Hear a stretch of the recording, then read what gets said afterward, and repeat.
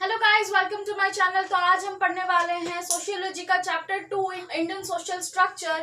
तो देखते हैं कि क्या इसमें है। इंडियन सोशल स्ट्रक्चर, इंडिया और सोशल स्ट्रक्चर, ये कैसे एक topic as a topic emerge होके आया है। सोशियोलॉजी इसलिए दिया गया है क्योंकि ये जो हम टॉपिक पढ़ रहे हैं या आगे भी आप जो पढ़ोगे वो टोटली सोसाइटल बेस्ड टॉपिक्स हैं। तो जो टॉपिक्स आपके सोसाइटी के ऊपर है या फिर सोसाइटी के बेस्ड है उसे हम सोशियोलॉजी कहते हैं। तो सोशियोलॉजी एज अ टर्म किसने कॉइन किया था? तो sociology as a term was coined by Auguste Comte. Sociology as a subject और as a subject it was coined by sir Auguste Comte. तो sociology is a societal based subject. It is a societal based subject. So sociology deals with various social taboos, social authorities, or we can say has characteristics to study society as a whole. Or sociology has been divided into two parts. One is your micro, other one is your macro. So these two, so micro और macro दो perspective है sociology के, जो कि दर्शाता है कि micro मतलब हमारा individual level. So micro is something which is individual.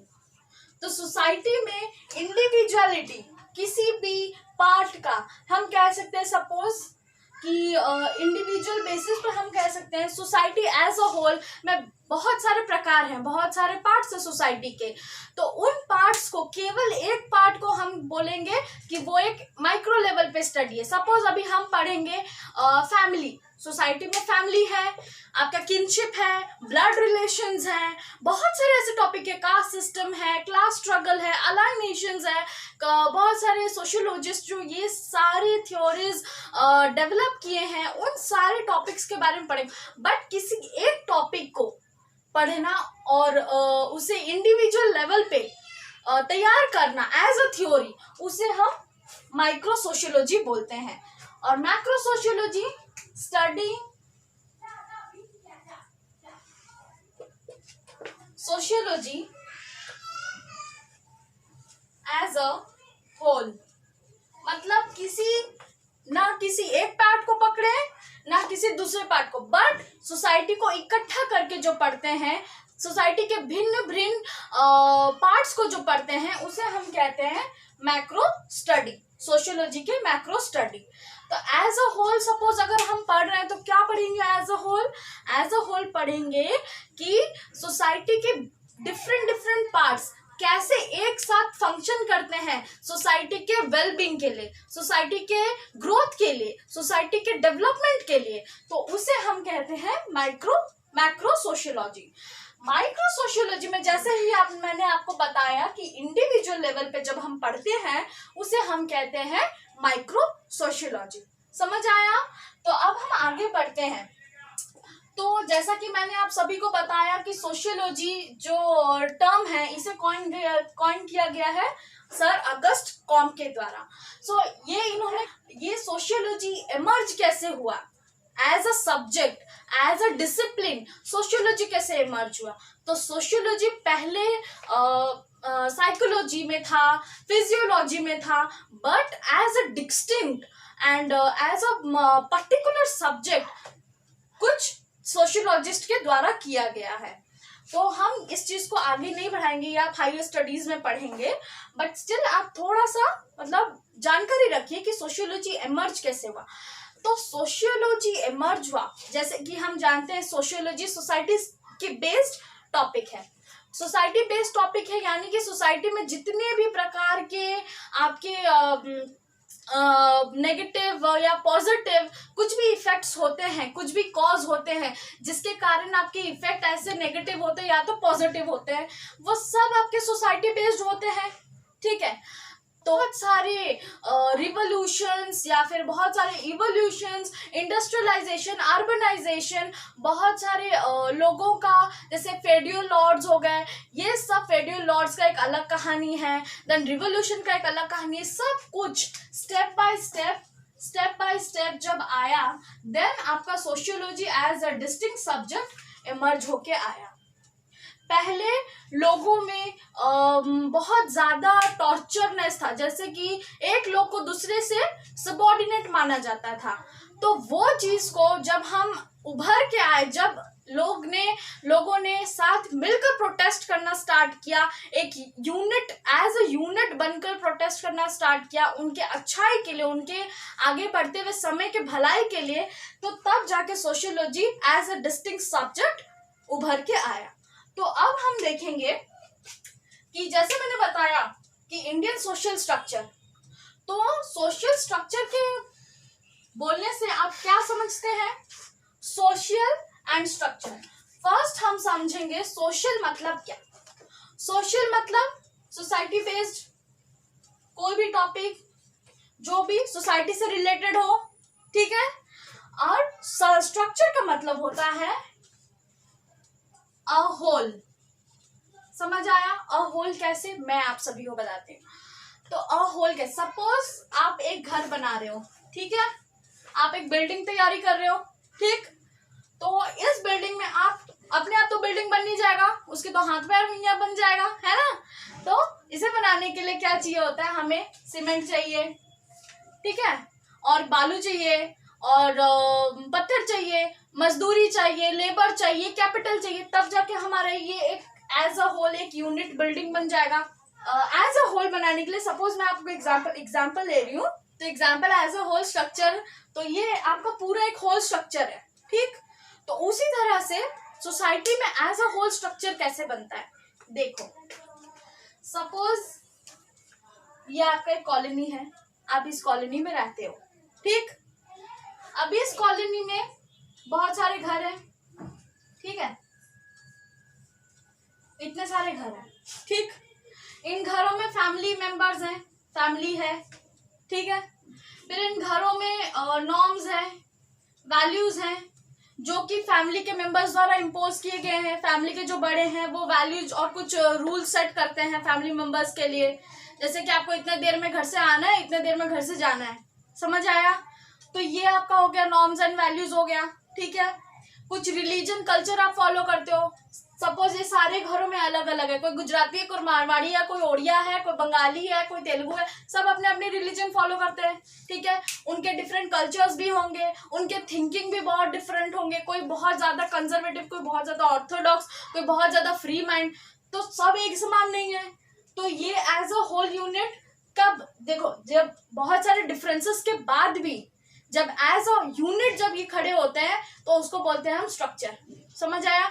जैसे इंडिया में इतने सारे रिलीजन है, कल्चर है, बहुत सारा डाइवर्सिटी है, but still they are together as a one.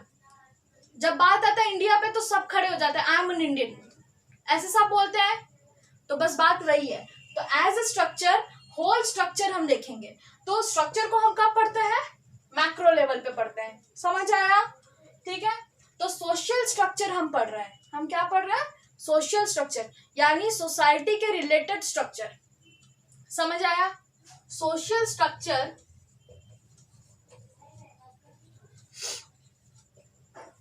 As a social structure, ठीक है। फैमिली है सोसाइटी में, ठीक है, रिलीजन है, कल्चर है, ठीक है, फिर उसके बाद में और क्या क्या है, बहुत सारे कुछ है, ठीक। तो सोशल स्ट्रक्चर में जब मैं आपको 3 का ही एग्जांपल दे रही हूँ, ठीक है। तो फैमिली में बहुत सारे के फैमिली होते हैं, न्यूक्लियर फैमिली हो गए, ज्वाइंट फैमिली हो गए, सबके अलग अलग है। ज्वाइंट फैमिली में सब साथ रहते हैं। ज्वाइंट फैमिली में भी बहुत प्रकार के ज्वाइंट फैमिली होते हैं, एक्सटेंडेड होते हैं, बहुत लीनियर होते हैं, वो सब आगे पढ़ने का, अभी आप लोगों को पढ़ने का जरूरत नहीं है। तो एग्जाम्पल में मैं आपको ये 3 दे रही हूँ। सपोज कल्चर हो गया, रिलीजन हो गया, फैमिली हो गया। सबके फंक्शंस अलग अलग है, फैमिली के फंक्शंस अलग है। सपोज मैरिज भी आ गया, मैरिज के फंक्शंस अलग है। मैरिज क्यों होता है सोसाइटी में? मैरिज एक लॉ है, अगर हम देखा जाए सोसाइटल लॉ है ये, ठीक है। जब 2 कपल साथ में रहते हैं, ठीक है, एंड उनका प्रोक्रिएशन करना होता है, सोसाइटी को तो आगे बढ़ाना ही है, ठीक है।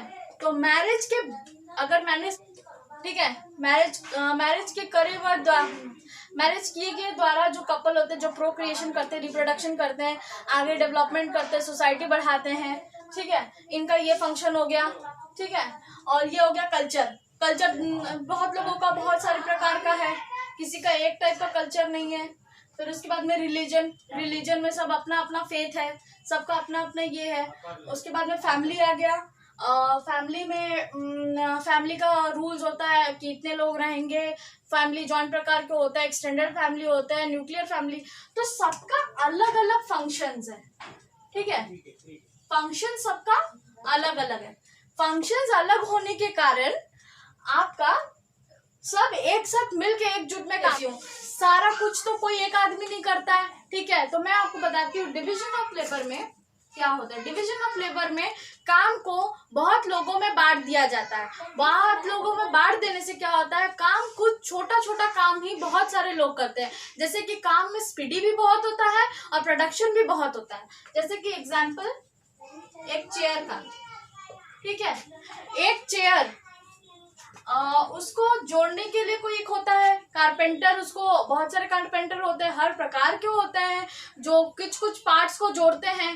तो चेयर का क्या है, सपोज कोई किसी ने लकड़ी काटा, ठीक है, किसी ने चेयर जोड़ा, किसी ने चेयर को पॉलिश करा, किसी ने चेयर को कलर करा, किसी ने चेयर को डिजाइन कर दिया, समझ आ गया। तो ये बहुत सारे चेयर हमें एक ही बनाना है, लेकिन इसके डिफरेंट पार्ट्स को डिफरेंट लोगों में बांटा गया, समझ आया। तो ये पर बना क्या, एज अ होल हमारा क्या बना, एज अ होल हमारा चेयर बना, अ होल क्या बना, चेयर बना, ठीक है, एज अ होल हमारा चेयर बना। तो एज अ होल जब चेयर बन रहा हमारा, तो उसी का एग्जाम्पल मैं आपको दे रही हूँ। DOL को आप भूलिए, एज अ DOL मैं एक एग्जाम्पल दी, DOL इससे कुछ भी कनेक्टेड नहीं है, बट एक एग्जाम्पल देने के लिए मैंने आपको सोशल स्ट्रक्चर बताया कि जैसे बहुत सारे फंक्शंस, बहुत सारे इंस्टीट्यूशन, ये सारे हमारे क्या है, इंस्टीट्यूशन है। These all are called institution, ठीक है। इंस्टीट्यूशन में मतलब परफेक्ट और कुछ रूल्स और regulation which every member have to follow, समझ में आया। ये हो गया हमारा इंस्टीट्यूशन, ठीक है। मैं दे रही हूँ जिसको आपको नोट डाउन करना है। Social structure is not a static thing but it is a dynamic reality। इसका मतलब ये होता है कि स्टैटिक और डायनामिक के बीच में आप डिफरेंस क्या समझ पाते हैं। स्टैटिक मतलब किसी भी चीज का कंक्रीटनेस होना, यानी कि कोई भी चीज कांस्टेंट होना, बट डायनामिक मतलब जो टाइम के साथ चेंज होता रहे। तो स्टैटिक और डायनामिक दोनों ही बहुत ऑपोजिट का हो गया फर्स्ट पॉइंट। अब हम देखते हैं सेकेंड पॉइंट। 2 पॉइंट्स इस वीडियो में बहुत इंपॉर्टेंट है। Indian social structure, Indian social structure को मैंने शॉर्ट में लिख दिया है, ठीक है, आप फुल में लिखें। इंडियन सोशल स्ट्रक्चर के 3 पिलर्स हैं, ठीक है। वो 3 पिलर्स क्या है, फर्स्ट है जॉइंट फैमिली, है कास्ट सिस्टम, और एक है विलेज कम्युनिटी। ये 3 हैं, ये 3 आपके इंडियन सोशल सिस्टम के 3 पिलर्स हैं। तो आज के इस इंट्रो वीडियो में मैं आपको इतने ही बताऊंगी। नेक्स्ट वीडियो में मैं आपको बताऊंगी फर्दर सोशल स्ट्रक्चर के ये 3 पिलर्स के, ये 3 पिलर्स जो हैं caste system, joint family and village community के characteristics, functions, dysfunctions, definitions by sociologist, इसके इंट्रोडक्शंस सारे आपको करवाऊंगी। Stay tuned for another video. Thank you.